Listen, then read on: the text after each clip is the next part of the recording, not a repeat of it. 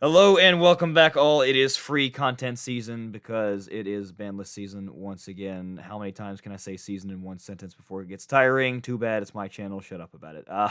As per usual, I don't do these alone because my opinion is, of course, overrated and dog shit. So I bring in somebody smarter than me to help with that. And I've got somebody new this time who has actually never been on the channel. Say hi to the people, Dean.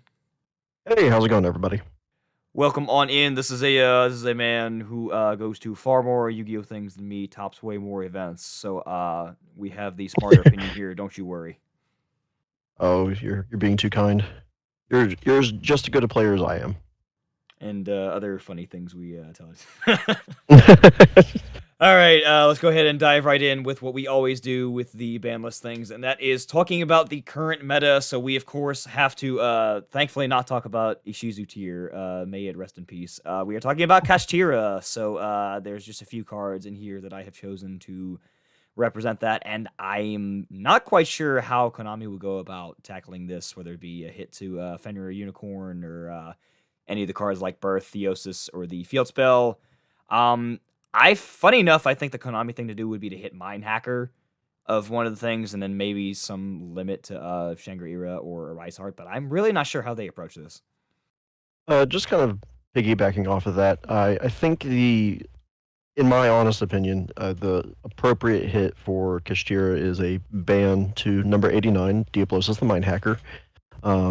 Simply because it just promotes unfair gameplay with its zone locking, or how it interacts with Shangri-Ira, promoting that zone locking interaction, which is the it's not a fun interaction to play against because they can take all of your spell and trap zones you may have sided into or be playing main deck cards such as Book of Eclipse to answer those kinds of things, and then that entire that lineup of cards that you've got in your main deck is completely turned off.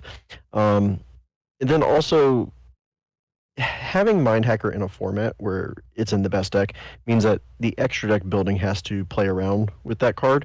So you'll see in many people's extra decks two ofs of cards that are typically seen as one ofs, such as like Access Code Talker for Cyber's decks, and Branded has to play multiples of their fusions so that they don't get critical ones taken away from them early on and completely lose because of that. So I definitely think Diablosis probably should get banned just for that reason alone, or for those reasons. And then I think the only other hit that is probably going to happen is Kashtira Unicorn. Um, just putting it limited, not banned. It gives a consistency hit for the best starter in Kashtira. Um, and the Kashtira Unicorn also has a similar extra deck ripping capability to Diablosis. Um, but that one doesn't come up like nearly as often. But I think limiting Unicorn is probably the best way to go as far as giving Kashtira, which is arguably the best deck right now, a bit of a consistency hit, but also keeping the deck alive still. I see a lot of people arguing that Shangri-Ira is the hit as well because that's what enables the zone lock itself. But I mean, it really doesn't do anything by itself. And sure, it could limit potential card design later on, but I mean, it doesn't do what it does without Mind Hacker or other setups that are similar. Right. You can do Shangri-Ira, but you're probably, without Mind Hacker, you're probably only locking one, two, maybe three zones if you opened up a really insane hand. So that's not enough to warrant, I think, for Shangri-Ira to get hit, because your opponent still has two monster zones or two spell and trap zones left. They can still play their outs to it. So I don't think Shangri-Ira is the correct hit. And beyond that, I have Sprite up next. I think for the most part, Sprite is fine, but it is still a really, really powerful deck that would be a strong presence in the meta if we let it continue. And as per Konami, they want to kind of curb the power of other stuff whenever they promote some of the new stuff. So I'm really not sure what they would do with Sprite. I have obviously some of the best starters here: the Blue Jet, the Nimble Engine. I could see Swap Frog because sure, Run and Tone took the hit, but the frogs are still really good in an engine in and of themselves. Do they go like a Master Duel route and semi-limit or limit starter? I could even see extra deck hits like hits to Gigantic or Sprint, both of which are, of course, the life blood of the deck and make everything function. The two funny ones I could see are if they go the Master Duel route and hit Toad in some capacity, or even the one I see people complaining about even more so than the rest of these is the Mosquito, because just the amount of times that people at Rogue and myself in general have been in a winnable position, and then Sonaticon comes in with the Mosquito is just infuriating. Bzzz. Makes me sad. Yeah, Mosquito's a frustrating card to play against for sure. As far as Sprite goes, I think it's it's a strong deck for sure. I just think I wouldn't say it's well poised in the format. I think it's got a good spot. Um, if we were to limit Unicorn and some of the other decks that are on the peripheral of the metagame, I would probably say Sprite falls into that category as well. To hit exactly, I don't know if Konami will do anything specifically. The only thing I could really see an argument for is maybe putting starter to 1, because if you let's say you limit blue or you limit jet, right? It's almost like nothing ever happened. Because having 1 jet and 3 blue is like it's such a minuscule difference in consistency, because blue will get you the jet. If you open and vice versa, if you have 3 jet, 1 blue, jet will just get you the blue. So uh, I really feel like starter's probably the only one you could really limit and see a pretty big impact. Yeah, that makes about the most sense. Sprite is, I mean, it's good. It's not like warpingly good. I just kind of Yeah, it's not like without consistent access to Toad, which if they're still making Toad, which they definitely can, but it requires a lot more setup and I think they have to do the Akashic Magician, or they have to do the Reproducus play in order to go into Toad, and if they're going for that, it's really susceptible to hand traps. Um, so I don't really think Toad is an issue. I don't think the frogs are an issue necessarily with Ronin Tone and Band. I just think that's if there's an argument for starter to go to 1, just for a consistency hit. And up next, I have what a lot of people consider to be the second best deck in the format, if funnily enough, and that is Labyrinth. Mhm. I'm really not sure, because I'll make the argument that Labyrinth is really only as good as it is because it can loop D barrier, and the best decks in the format are Castira and Branded, both of which are hit very very hard by D barrier. Now Labyrinth is still a very good deck in and of itself, but I mean Mhm. it's kind of a play to the format type of deck. So I mean, I don't even I would it is still a very powerful deck in and of itself. But beyond that, I'm not really sure what you do to it if you're gonna do anything. Um, for Labyrinth as well as Branded, their their playability slash conversion rate has really fallen off just because of how the format has developed so far. Branded falling in popularity just because everyone is playing Ash, and that's pretty much an FTK against them unless they opened up a certain new tech card. Not the crossout designator, but there's a new card floating around. If they open that, they get to play through Ash. But a lot of times Ash does FTK that deck. Ash and Ghost Bell are really good against Labyrinth, being able to shut down the big welcome Labyrinth. I think people also just playing in a lot of back row removal just so they don't lose to Labyrinth has really taken this deck down a notch or two on the power level.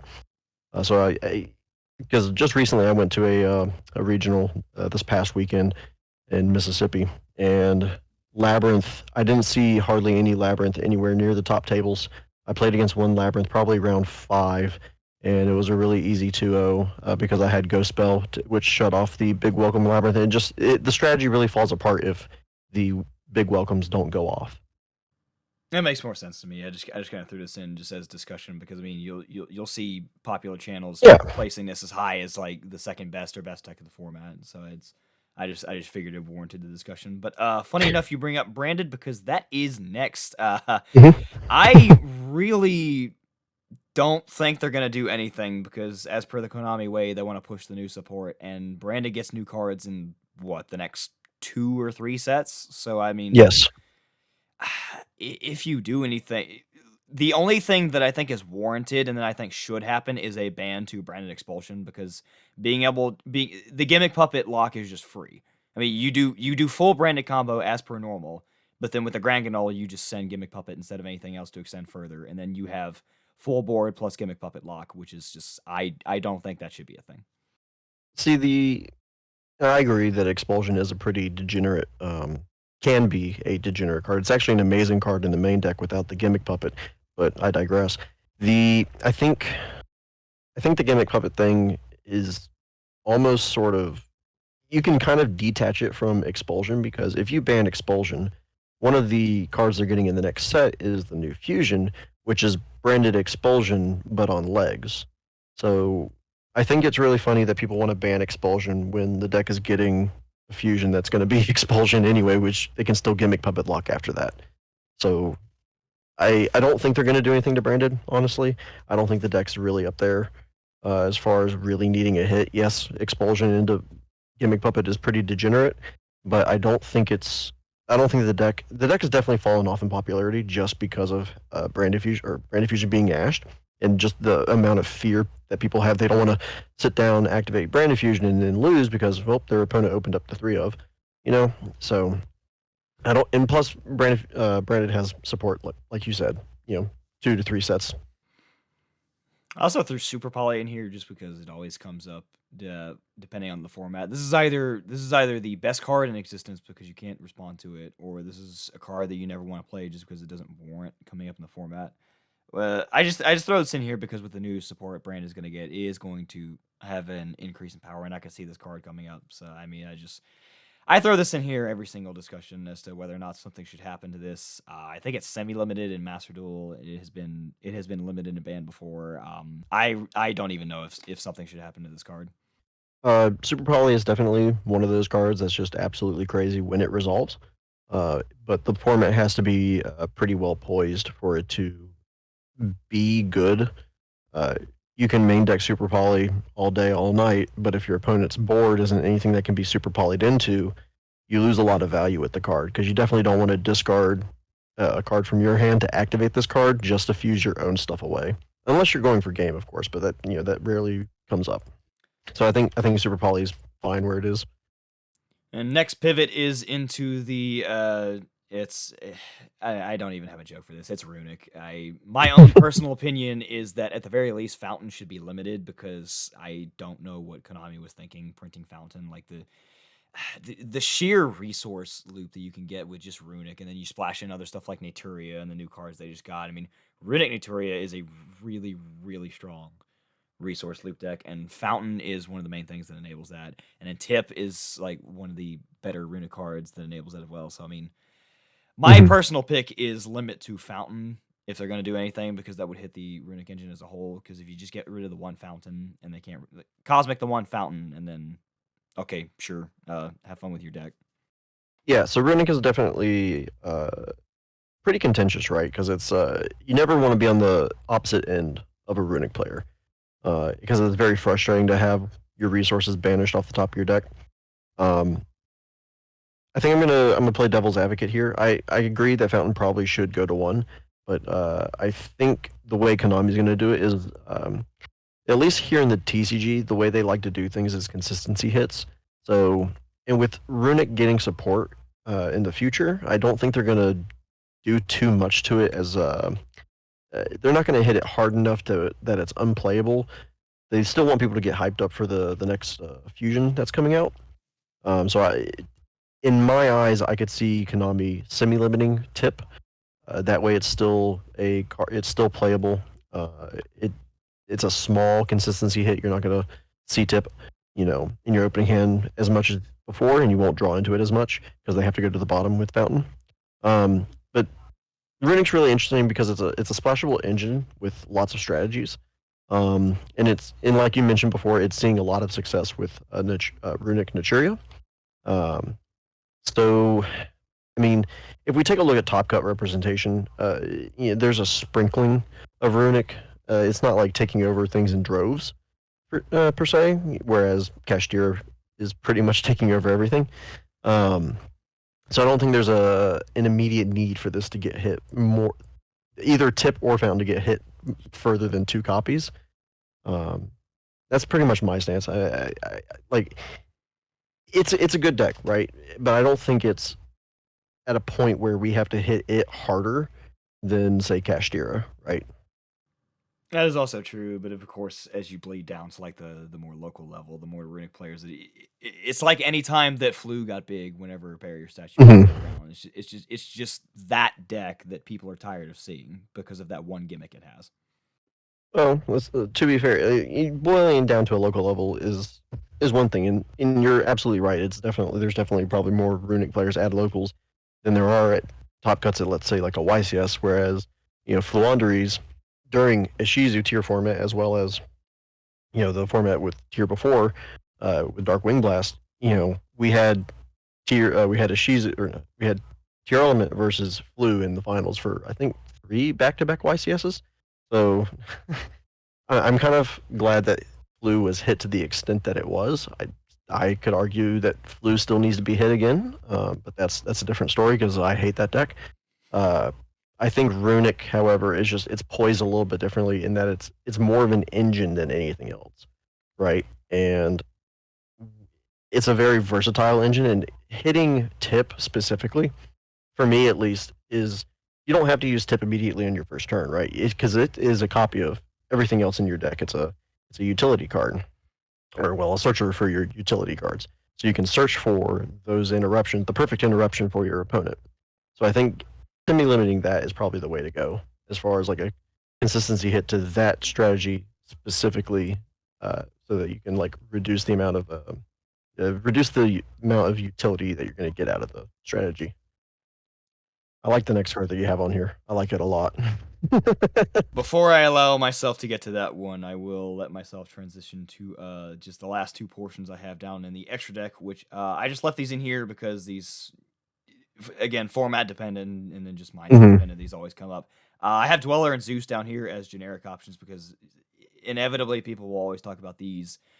Dweller is, there's an argument for it because it is very unfair when it's good. Like shutting down the Mhm. graveyard is just oppressive. But again, Yep. it's got to be the format for that. Like this was broken in a Shizu tier format, and sure, this may shut down branded.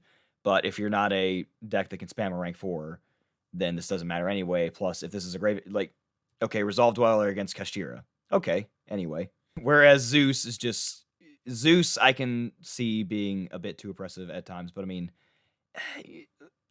every deck has an answer can either go into Zeus or has an answer to it, so I don't see that one as much. Now, yes, Zeus in a simplified game state, which is where the complaint comes up the most, is very oppressive. But I don't know. If something happens to either of these cards, fine. If not, I don't care. I'm on the same fence. Dweller can be oppressive and very unfair and unfun to play against. Um, However, like you said, it has to be the format for it. And I can't tell. I mean, the last time we saw Dweller was literally the Ishizu tier format, and now it's not being played at all. I mean, for good reason. Nothing in the format is graveyard reliant. For Zeus, I think it's a totally fair card. Now we get to the funny card, Stein, and then I have Exterio down there to represent it. But I mean, of course, Stein into anything else. New cards in the next set make Stein kind of scary. Very scary. I think it's Super Heavy Samurai Wakushi. I might be pronouncing that wrong. Is just an insane enabler for all sorts of for a myriad of different. You can either go combo centric and build a board with multiple negates, or you can be degenerate and search Cyberstein to facilitate more negates with the likes of Naturia Exterio, or you can use it for an FTK, which is uh, it's just not okay. I think personally, Cyberstein should probably get banned, just to prevent FTKs from happening because nobody wants to sit across from an FTK. And then after this, I just threw in two of the new Pearly cards. I realistically don't think anything's going to happen to Pearly. I just figured I'd throw these in just because Pearly is getting some really, really nice support. It's already a solid deck, and this is going to make it even better. So I just kind of threw these in for a general discussion of, like, not necessarily if anything should be hit in Pearly, but just like what's going to happen to it in the next format. Yeah, nothing in it at the current moment requires any kind of like attention on the ban list. These cards definitely throw the deck into probably a tier 1 category. I personally don't think Pearly is all that great. Uh, but then again, I haven't played against it a whole lot, so my knowledge on this deck is very limited at the moment. I haven't really been playing the Cybernetic Horizon format too much yet, um, but I do know that the two new cards are really good for it. Now for everybody's favorite section, floodgates. First and foremost, D-Barrier needs to be banned like 3 years ago. Anti-spell needed to be banned as soon as Imperial Order was banned. Skill Drain should never have come to more than one copy. I'd be fine with it being banned as well, but at least back to one. And then the other popular ones, Tikaboo Rivalry, Summon Limit, Gozen. If anything happens to those, I'm fine with that as well. And Macro and Di-Fi never should have come back to more than one copy. I completely agree. I think floodgates are very unhealthy and unfun to play against. And next, I just have two of the big one-ofs that everybody talks about. Callby, I kind of place in the same vein as Red Reboot in that it's one of those cards that feels like it either belongs at 3 or belongs at none. Mm-hmm. With the caveat, of course, that Red Reboot is far and away a more powerful card, and I do think Yes. rightly deserves its ban status just because of how powerful it is. Callby, I just kind of place in that same vein because when it comes up as the Saki one of like, take the branded example, you have the Ash for the branded fusion, that's their only actionable play, but their main deck can Callby, and then you just kind of get to eat shit whenever they have it. Yeah, the callby is just such a powerful card. And then when it was at 3, it was in everyone's main deck at 3 for good reason. It is just that powerful because not only can it stop the hand traps, but if your opponent doesn't hand trap you and you have the callby, you can set it, and it's essentially a trap card that negates the effects of something that they activated in the graveyard, right? And then it's also negated on your turn as well. So, like the card is just absolutely wild. It should either be at 3 or 0. My preference is 0 because it's just that good. And then I, of course, have Pointer in here. I haven't seen this one as much. Like it obviously comes up, and obviously that is of course due to the fact that it is a 1. But this to me is kind of in the same vein as Trap Dust Shoot. This one Mm-hmm. has drawbacks that Dust Shoot does not. They get the card back. You have to pay life points for that, so you can't use this in time. But in a vacuum and just in a board state with plenty of time, a Pointer is a better card than Dust Shoot. Now, Dust Shoot doesn't have Yes. the drawbacks that Pointer does, but I mean, they're in the same vein, and I do think that this is a ban-worthy card given those points. A pointer is definitely 100% better than Dust Shoot, and if Dust Shoot's banned, a pointer should be banned as well. Uh, I like how you said it wasn't. Did you say it wasn't searchable? If I did not, then that is relevant. Yes. It is searchable in MathMech because at the regional that I went to, I was playing MathMech and I was playing a pointer. And when I was going first, I would side in the pointer and then use 4 material Allen Burschen to search it. and Oh, it is that's definitely searchable, and it is definitely played in a lot of decks right now, in a lot of people's side decks for when they're going first. I definitely think it should be banned. Absolutely. I forgot that I forgot that's another effect that card has. That's what fun times that we lived through. Yes, yes, it's the card definitely should not be legal, but I doubt Konami's going to address that. Now for everybody's favorite section that I do every single time, the fuck you section. You're not getting this. You're not getting this card back. Maxi, just shut up, please. Electrolyte pen players, like, stop. Shut up. Colossus, no. Name me one thing that this card adds to the game that is positive, other than he looks cool and that I wish he could be unbanned, but no. And then Denglong and Ib, just stop. Yep, just stop. One that is actually up for discussion now that Tier has been hit is Harp. I don't think this was fine whenever Tier Ishizu was at full power because giving Tier Orcus combo is just not a good idea. But now that Tier is no longer in meta contention, I think the Harp discussion is open back up, and we can at least experiment it. I can see it coming back now. Yeah, absolutely. This card I think could go back to 1 as like a little quarantine period for the next couple of months. I think Konami would be certainly shocked and surprised that the card will do absolutely nothing except make a lot of people happy. And I had to throw Blaster in here because he's the most likely to come back. This is fine. Like realistically, most of the dragon rulers would be fine. I have concerns about the other ones because they could be splashed in better decks, like giving redox to. Oh shit! Earth Machine. Hold on. Hmm. We cut here because I lost connection. Son of. Uh-oh. This is what editing is for. And we're back. That is what editing is for, and I would like to give a hearty thank you and fuck you to Dueling Books. So, anyway, we were on Blaster. I have individual concerns about the other Dragon Rulers, which is why I hesitate with those. Like, for example, giving redox to Earth/Machine decks and anything of the sort. Adamantipator, that scares me. Title can be very funny in water-based strategies. I hesitate with that one. Blaster, I think, is perfectly fine and will do absolutely nothing except give Dragon another tool. Yeah, I think my personal opinion is that all of the Dragon Rulers could come back to 1 with little to zero impact in the metagame. And they should stay at 1. I don't think they should go to any more copies. I think they should just stay at 1, be a little tool for their respective attributed strategies. We could test those out.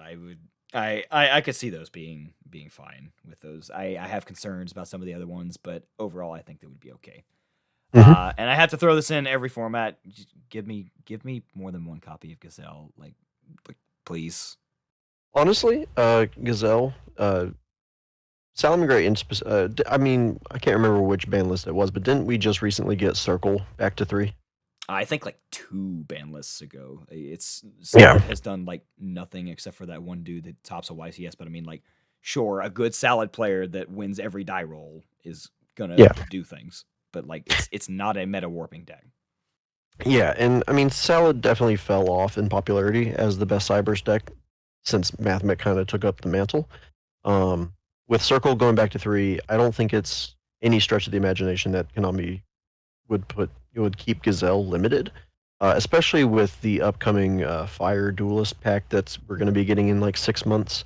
We may not get Gazelle this list, but I could definitely see Gazelle going to a higher count later down the line, probably in a ban list, maybe next ban list, just because the Fire Duelist pack does have Salamangreat support. And then by the same vein, we also threw Judgment in here just because it went to 1 and really isn't doing anything. The only reason I like realistically it could probably go to more copies, but the only reason I hesitate to fully agree is just because the amount of times I have sat across from the table from Travis and I have had to deal with Jaugen Secret Village lock just because of this card enabling it is just frustratingly more common than it should be. Hey man, just ash the Judgment. Yeah, man, just have the out. Just draw the out, man. Yeah, I mean, Travis is just one of the few, one of the 5 spellbook players remaining in the game. So you just kind of have to deal with that. Me myself, I personally played spellbook back during spellbook ruler format. Love the deck to death. But just in the context of the current game, with the with every deck pretty much having 1 card combos, Judgment doesn't do anything by itself. Judgment has to be followed up with at least 3 other spell cards to make it have really any value. I just think that spellbooks as a whole are just too slow these days to warrant Judgment still being at 1. We've seen this, even though it's not like a perfect comparison.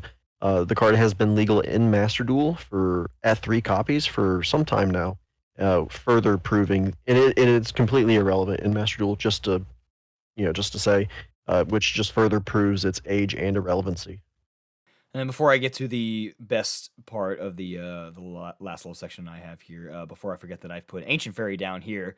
Ancient Fairy 1 to 1 has largely done nothing with an errata that I think is mostly irrelevant because Ancient Fairy is pretty much the same card with the caveat of you having to search. Everything's a hard once per turn, of course, and then you have to search a different field spell, which for most field spell decks that splash in multiple engines really is a non-factor. It's doing nothing right now, and as far as I know, it doesn't enable any FTKs currently, which I think is the desired effect. But while it's fine now, I could see a future where with better field spells printed that it does more, and even just the generic summon 1/4 or lower from your hand, of course, comes up.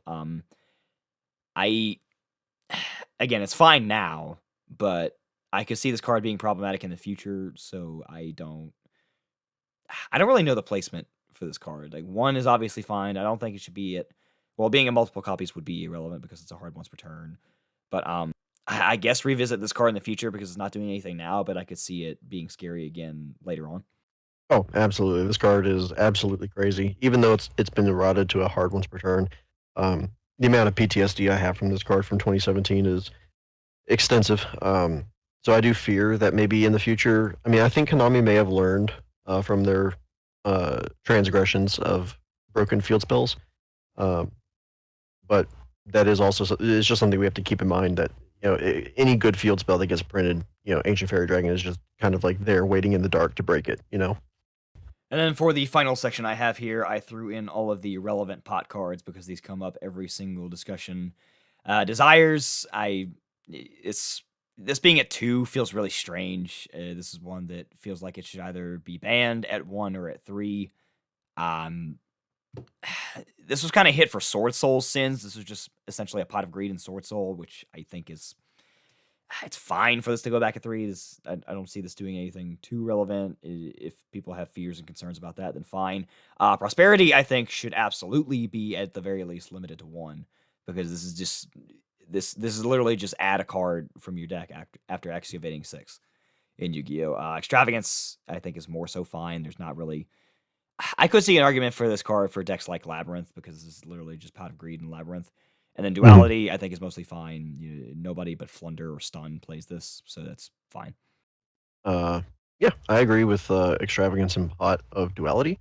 I'm actually really fine with Extravagance being at 3. I think there's been some like really interesting developments with just the interactions that Prosperity has with like things like Castira, being able to banish specific extract cards face down so that you can reattach them. With a Rise Heart, I think that's a really cool interaction, and I don't think punishing consistency for every deck that can play Prosperity is a good way to go about it.